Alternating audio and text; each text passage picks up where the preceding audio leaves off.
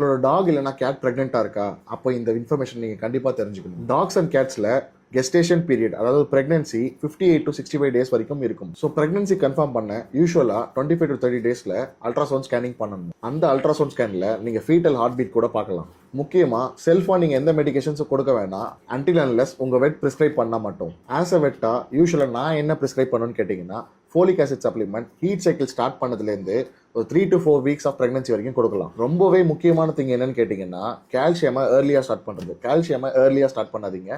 Calcium supplements last 10 days of பிரெக்னன்சியில் தான் நீங்கள் ஸ்டார்ட் பண்ணணும். ஃபீடிங் ரொம்பவே முக்கியம். ஃபர்ஸ்ட் 3 to 4 வீக்ஸ் பேலன்ஸ் டயட்டே போதும். அப்புறம் கிராஜுவலாக பப்பி ஆர் கிட்டன் ஃபுட்டுக்கு மாற்றிடணும். ஸ்மால் மீல்ஸை ஃப்ரீக்வெண்ட்டாக கொடுங்க அண்ட் ஃப்ரெஷ் வாட்டர் எப்பவுமே அவைலபிளாக இருக்க மாதிரி பார்த்துக்கோங்க. பிரெக்னன்சி டைமில் இந்த சிம்டம்ஸ் இருந்தால் உடனே உங்கள் வெட் கிட்ட போங்க. பெட் சுத்தமாக சாப்பிடவே இல்லை, வீக்னஸாக இருக்குது, வாமிஷன் இல்லை வெஜனல் டிஸ்சார்ஜ், இந்த மாதிரி ஏதாவது சிம்டம்ஸ் பார்த்தீங்கன்னா உடனே உங்கள் வெட் கிட்ட போங்க. டெலிவரிக்கு முன்னாடி ஒரு க்ளீன் அண்ட் காம் பிளேஸை ரெடி பண்ணுங்க. Regular checkup and last scan பண்ணினீங்கன்னா காம்ப்ளிகேஷன்ஸை அவாய்ட் பண்ணலாம். உங்கள் பெட்டோட பிரெக்னன்சியில் ஏதாவது டவுட் இருக்கா? கமெண்ட் பண்ணுங்க, நான் எக்ஸ்பிளைன் பண்ணுறேன்.